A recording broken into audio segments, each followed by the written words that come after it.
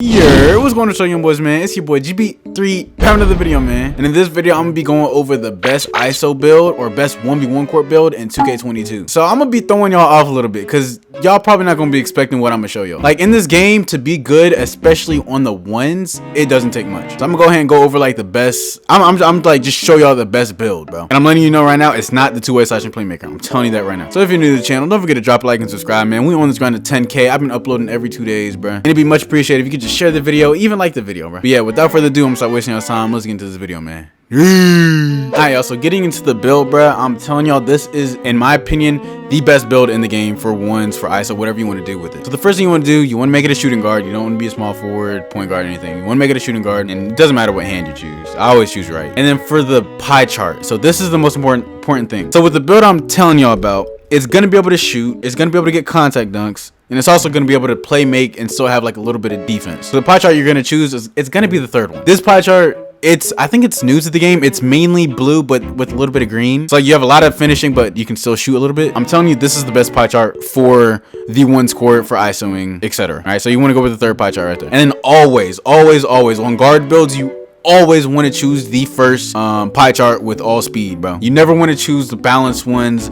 Always go with like max speed, bro. So there we go. You're gonna choose that right there. And now this one, it gets good. So with this build, you're going to be able to finish, like I said. So you want to put this close shot up, and with close shots, you really only want to put this up simply because like you never know when 2K is gonna make you shoot a close shot, and it also helps with like finishing around the rim too. So you want to put the close shot up, you want to max that out. You also want to max out the driving layup to an 80. And so with your driving layup being so high, you can get the long athlete layup package, which is pretty much overpowered for any position. And for the driving dunk, you want to max this out so that way you can get contact dunk. So we're not done with the driving dunk yet because we got to mess with the wingspan and stuff, but you want to max that out at 81. And there you go, you're done with your finishing. So you get 11 finishing, and I'm telling you, that's more than enough. I will literally show you what badges you can run. 11 finishing, I'm telling you, it's overpowered. Next, for shooting, you're going to shoot on this build. People is going to have to respect you on that one score. They ain't just gonna sit back in the paint against you. Like, you gotta make them step up on you. So you want to max out that mid-range, and you want to max out that 3-ball. You already get a 79 3-ball. That's already overpowered. A 79 3-ball, you should not miss. Like, you really shouldn't.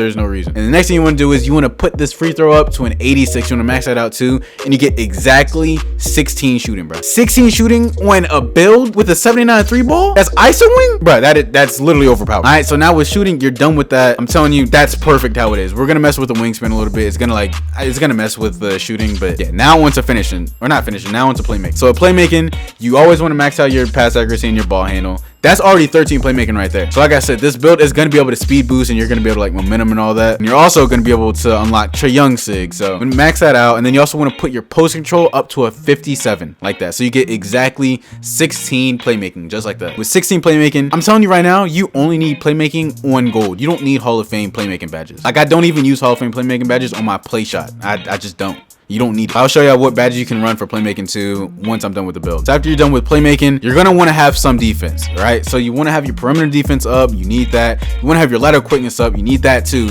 And you always want to put up your steal and your block. And then with the rest of the points, you just want to put it on defensive rebound. So you see, I have 7 defensive badges, bro. 7. That's more than my 2-way. I jacked up my 2-way, but my play shot has 8, but 7 is literally more than good enough. Because with this game, if you're playing on the ones court, Hall of Fame defense isn't going to help you stop a big man. It's just not. A Hall of Fame defense isn't going to help you stop a guard. It's not. All you need is, I'll show you the badges. All you need is like 2-3 core badges that's gonna help you play better defense, or not play better defense, but help you get the ball. If you're playing good defense, if you're getting your bump steals, if you're doing all that stuff, you're going to get the ball. Even if you get lucky steals, if they like accidentally step out of bounds, you get a lucky chase down or anything, stuff like that's gonna help you get the ball. But like, I'm telling you, you only need 7 defensive rebounds, not defensive badges, bro. And so now we're going on to the body shape.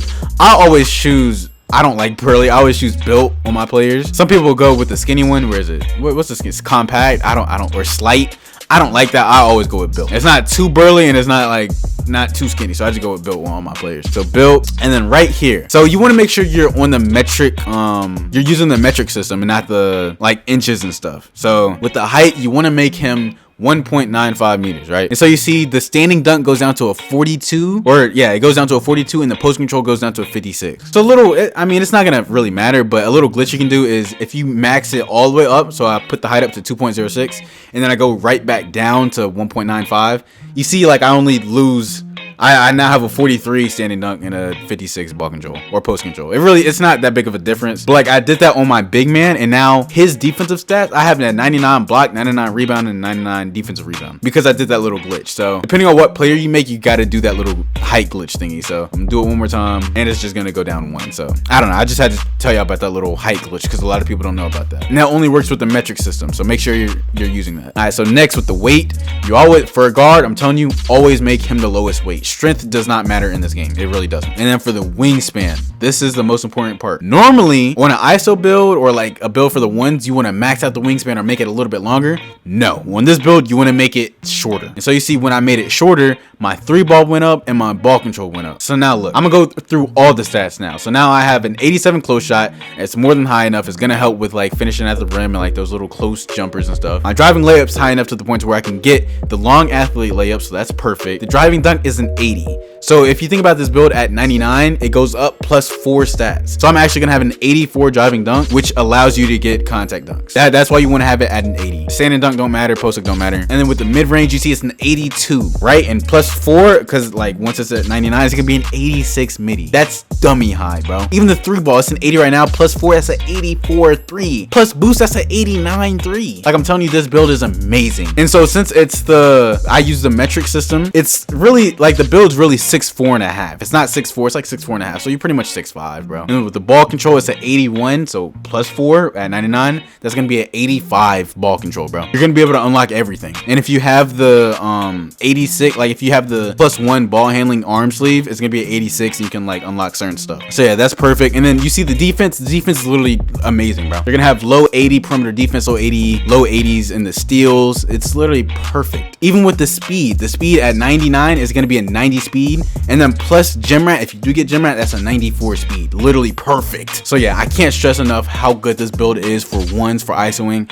You can choose whatever take you want to choose. I know some people use play take just for getting clips. Some people choose sharp take just because they like it. I've never seen someone even use shot creating take. Only bots use shot take. I wouldn't pick it. What I chose was slashing take, and I only chose slashing take because when I activate it, people are gonna sit back in the paint and I'm just spark the 3. Because I don't think a lot of people know that once you activate takeover, every single stat goes up +5, and then every stat that you have like Hall of Fame badges in goes up +10. So like let's say you have an 80 driving dunk, then you activate take, you're gonna have a 90 driving dunk. And let's say for this build, if I have a 75 3-ball, right, and then I activate take, I'm gonna have an 83 ball. Whereas with a sharp, if they activate take and they have a 75 3-ball, they'll have an 85, if that makes sense. So yeah, I'm gonna just choose slash and take, and you should get the name Playmaker if it pops up. There you go, Playmaker. I'm telling you, this is the best build in my opinion for the ones court, for ISOing, for all that. So it is a little bit on the shorter side, being like 6'4.5", but I'm telling you, if you get the ball, you should not turn over the ball.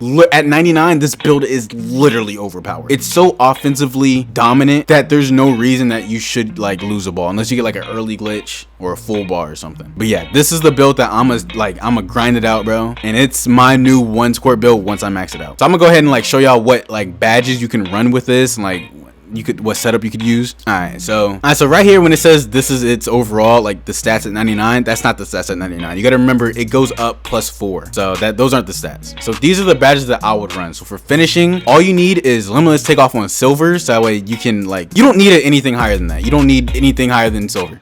Let's put it like that. Then I will put slithery on gold, posterizer gold, and probably here is when it gets tricky. I don't know. You could put probably fearless finisher gold and unstrippable bronze. Oh no, that's it. That's all I get. Maybe fearless finisher silver and unstrippable bronze. I don't know. This is probably what I would run. Either that or this, or I could put these two on Hall of Fame, be like that, and then put this on bronze. I might do that. That's probably what I would do. So yeah, there's a lot of different combos you can run for finishing. This is probably the main one that I would do. And then for shooting, so with shooting, what I would do is, you don't need green machine in this game. You're going to need snipers. Snipers a must have. You're going to need blinders. Blinders a must have on this build because you have an 84 3-ball. People are gonna have to respect you. Then you're gonna need hot zone hunter, stop and pop. Deadeye doesn't really work in this game. You don't need it. And then from here, I'll put mismatch, and then probably lucky 7 on bronze. bronze. I'm telling you, this would probably be my go-to lineup or like badge setup for the ones court. Yeah, because I'm 6'4", there's gonna be a lot of players taller than me on this court, so mismatch is definitely gonna help. And Lucky 7 is a very slept on badge. Like I use this on gold on my 2-way. So Lucky 7, it helps whenever like trying to score,